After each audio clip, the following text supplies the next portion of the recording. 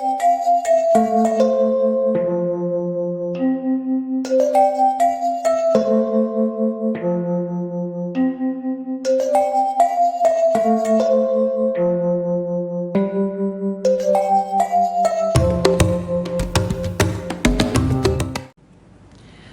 adik-adik. Selamat pagi. Nah, hari ini hari yang sangat luar biasa loh adik-adik. Luar biasa apanya, Lause? Luar biasa lah loh, karena hari ini itu adalah hari Minggu. Hari Minggu itu waktunya kita beribadah, memuji Tuhan, mendengarkan firman Tuhan. Nah, hari ini kita mau pujikan satu lagu, kita pujikan Selamat Pagi Tuhan.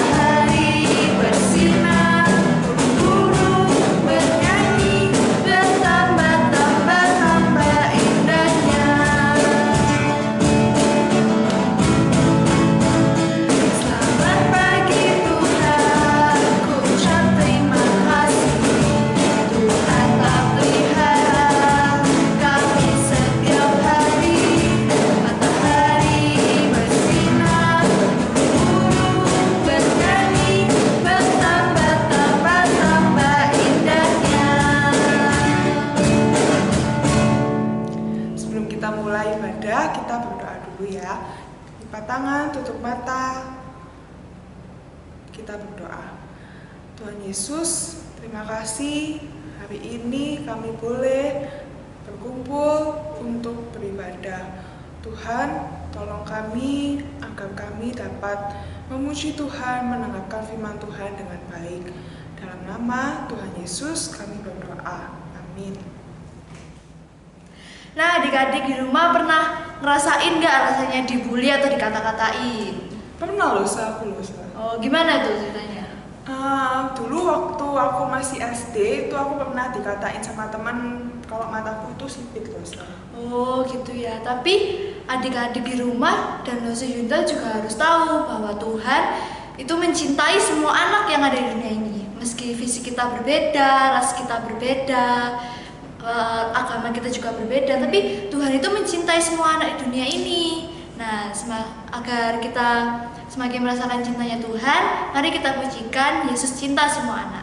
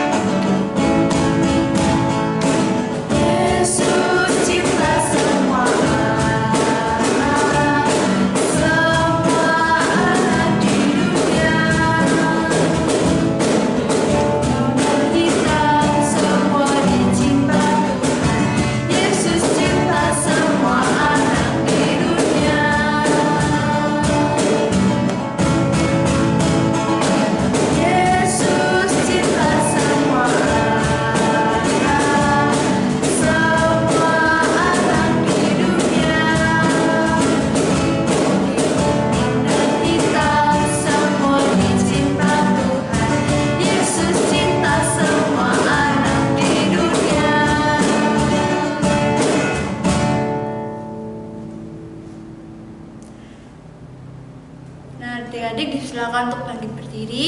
Saatnya kita mengakui iman kita, pengakuan iman rasuli.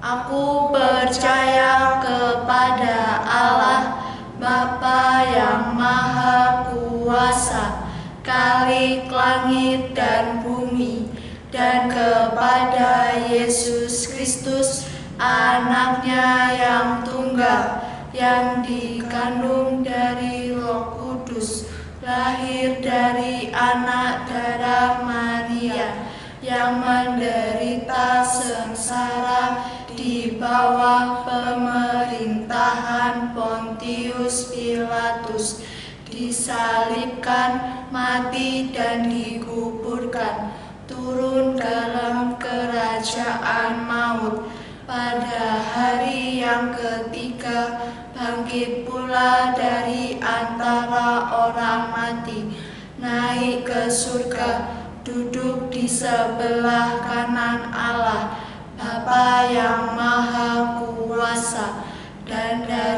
sana Ia akan datang untuk menghakimi orang yang hidup dan yang mati.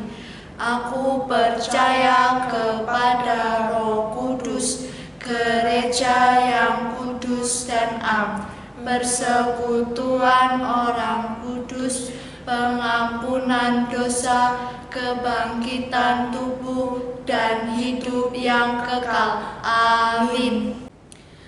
Adik-adik disilakan untuk duduk kembali. Tiba saatnya bagi kita semua untuk kita memberikan yang terbaik buat Tuhan. Papa Mama boleh membantu anaknya untuk mentransferkan uang persembahnya ke rekening gereja. Atau bisa disimpan dahulu, nanti saat ibadat tatap muka mulai dijalankan kembali bisa diserahkan ke pihak gereja. Sambil persembahan dijalankan, mari kita pujikan burung pipit yang kecil.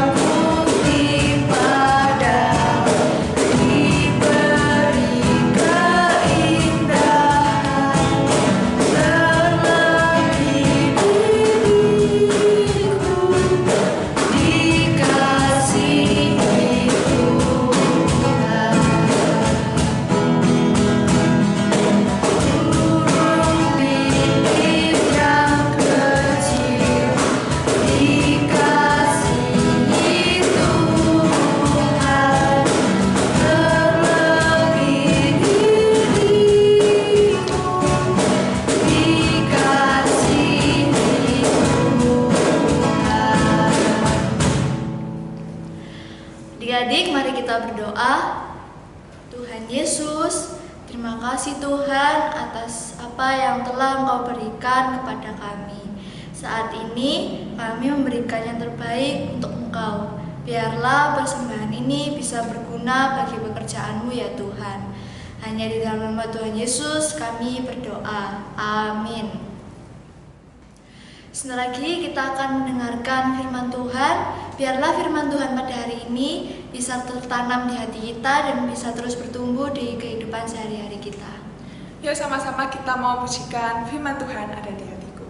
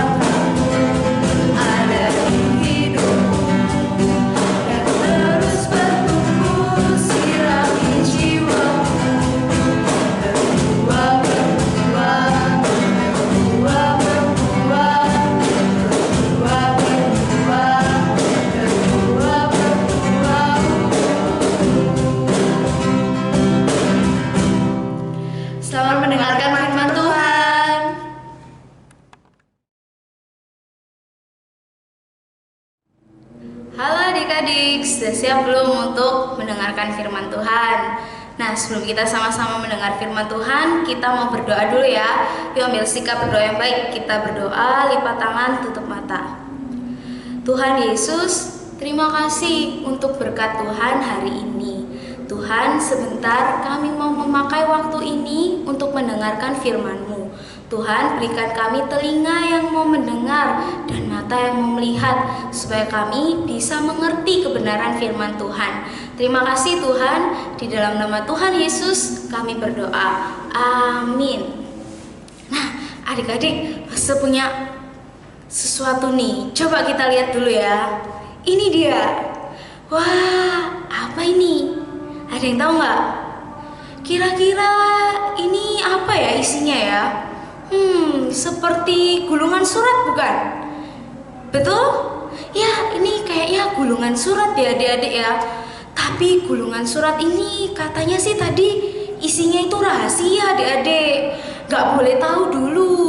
Katanya harus mendengarkan suatu cerita untuk tahu apa isi gulungan surat ini adik-adik.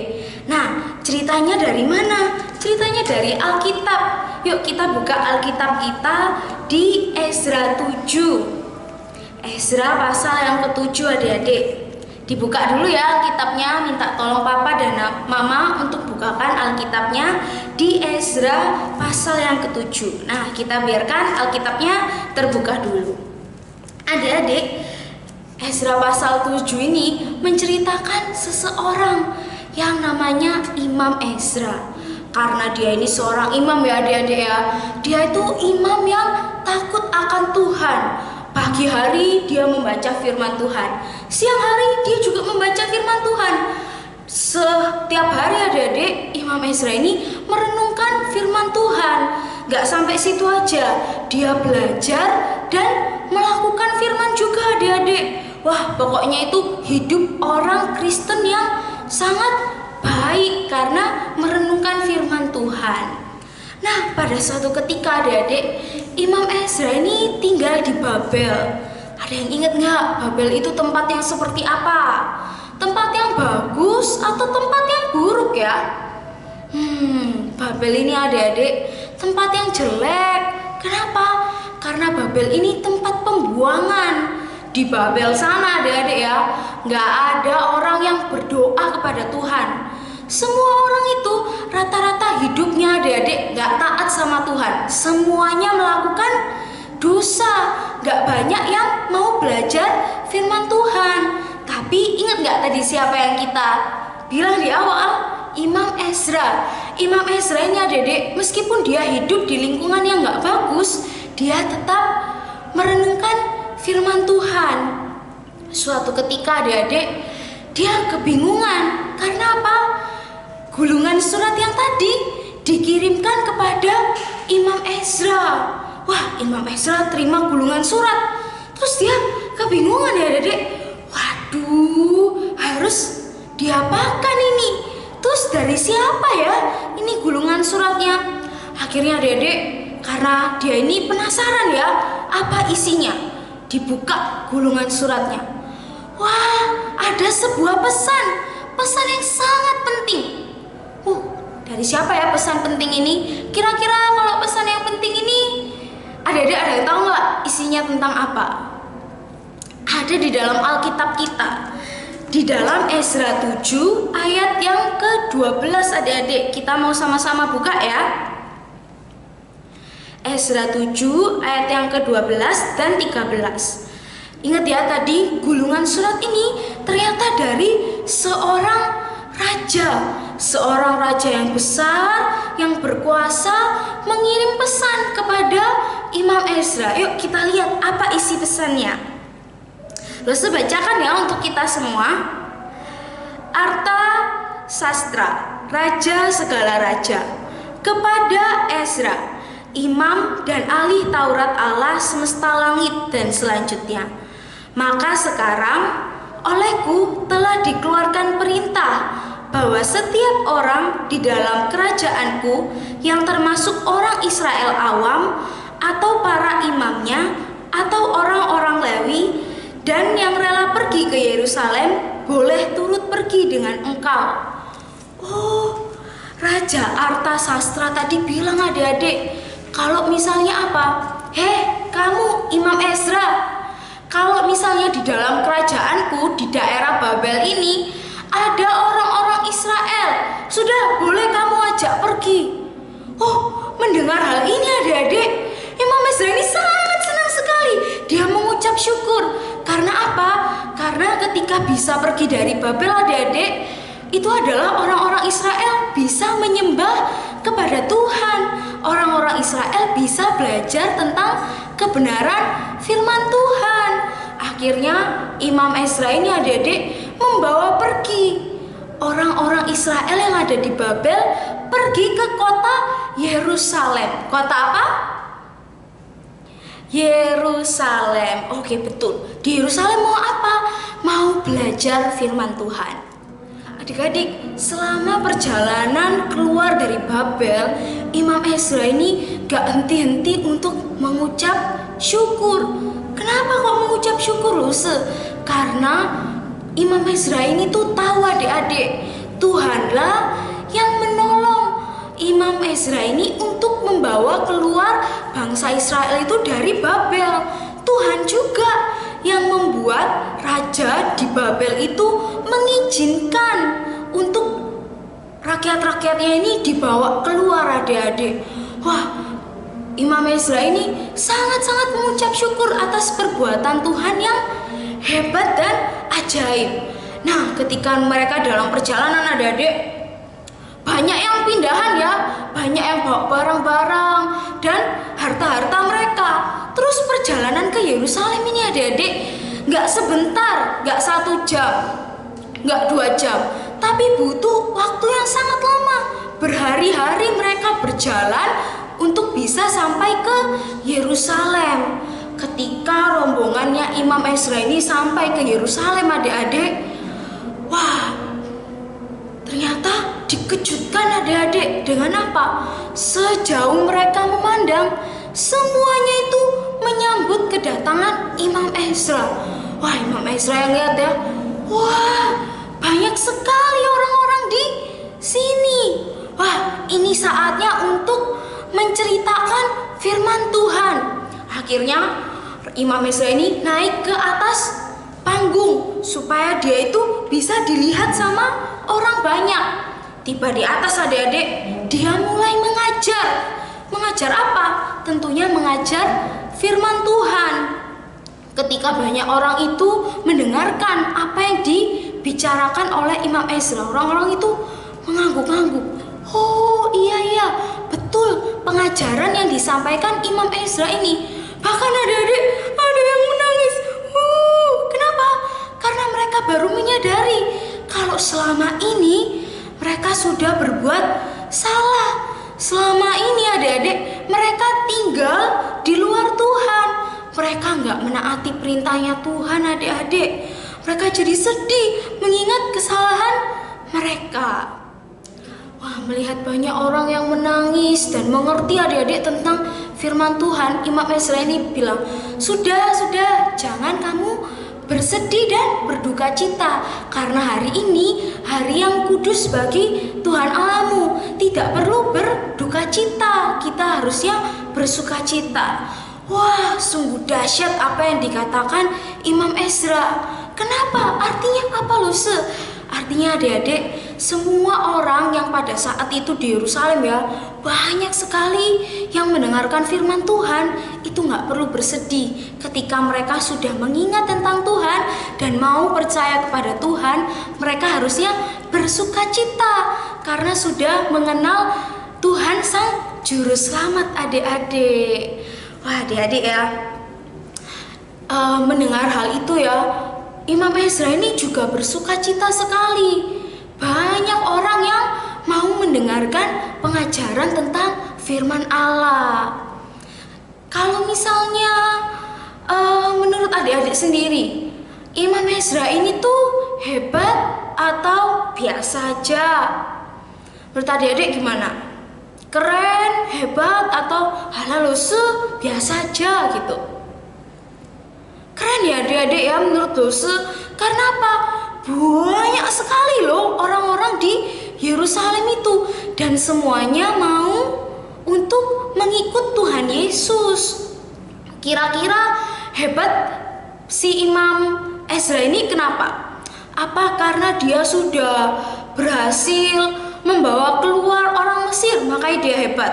Atau dia sudah berhasil membuat banyak orang menangis makanya dia hebat dan superhero? Apa karena itu ya? Bukan adik-adik. Adik-adik melihat banyak orang-orang di Yerusalem yang berduka cita, sedih, mengingat karena dia ini sudah berdosa sekali. Imam Ezra ini bilang adik-adik, "Hei, hari ini adalah hari yang kudus bagi Tuhan Allahmu. Jangan kamu berduka cita dan bersedih." Wow, hebat sekali dan dahsyat perkataan Imam Ezra ini. Kenapa? Karena artinya setiap orang yang mengingat tentang Tuhan Yesus dan percaya adik-adik itu nggak perlu bersedih. Kenapa? Karena Tuhan memberikan sukacita untuk mereka-mereka itu. Allah melihat adik-adik, orang-orang berdosa ini mengakui kesalahannya, maka Allah memberikan sukacita kepada mereka semua. Ingat ya, Allah yang berkuasa itu adalah juru selamat. Nah, adik-adik melihat orang-orang itu ya adik-adik ya, mereka bersuka cita sekali karena oh iya, kita punya Allah yang luar biasa. Selain orang-orang di Yerusalem yang bersuka cita, Imam Ezra ini juga bersuka cita adik-adik. Ada yang tahu nggak kenapa? Apa dia bersuka cita karena berhasil membawa keluar bangsa Israel? Atau dia bersuka cita karena banyak orang yang sudah menangis karena perkataannya? Apa karena itu ya adik-adik? Kayaknya bukan karena itu adik-adik. Imam Ezra bersuka cita karena satu hal, karena banyak orang telah mendengarkan firman Allah. Banyak orang telah mengerti tentang siapa itu Tuhan kita, Tuhan Yesus Kristus. Imam Ezra ini adik-adik bersuka cita sekali karena sudah banyak orang bertobat.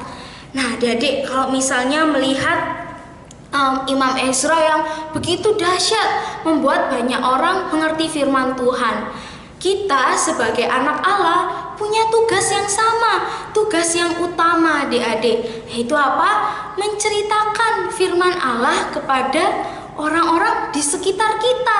Seperti Imam Ezra, dia menceritakan firman Tuhan kepada orang-orang di Yerusalem. Nah, begitu juga kita adik-adik, kita mau untuk menceritakan firman Tuhan juga kepada kakak, kepada papa mama. Mungkin kalau misalnya kakak kita makan tapi lupa berdoa, nah kita ingatkan mereka, ayo kita berdoa dulu sama-sama sebelum makan.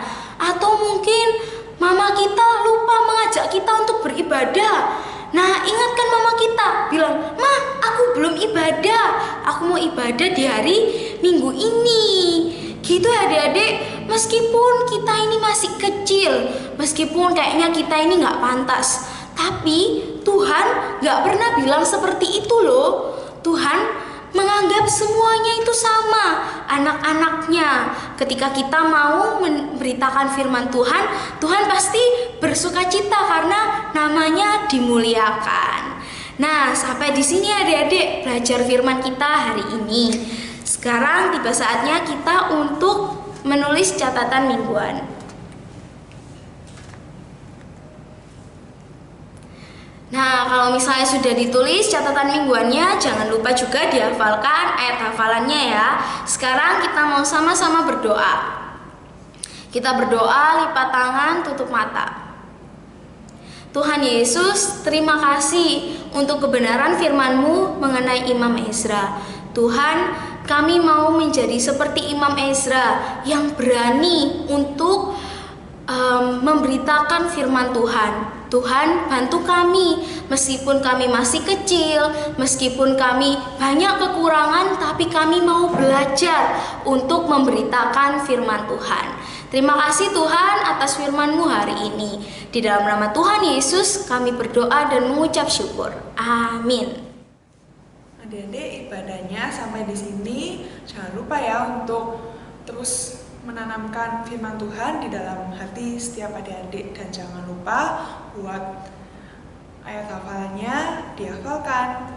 Sebelum kita mau menutup ibadah kita, mari kita pujikan terima kasih Tuhan.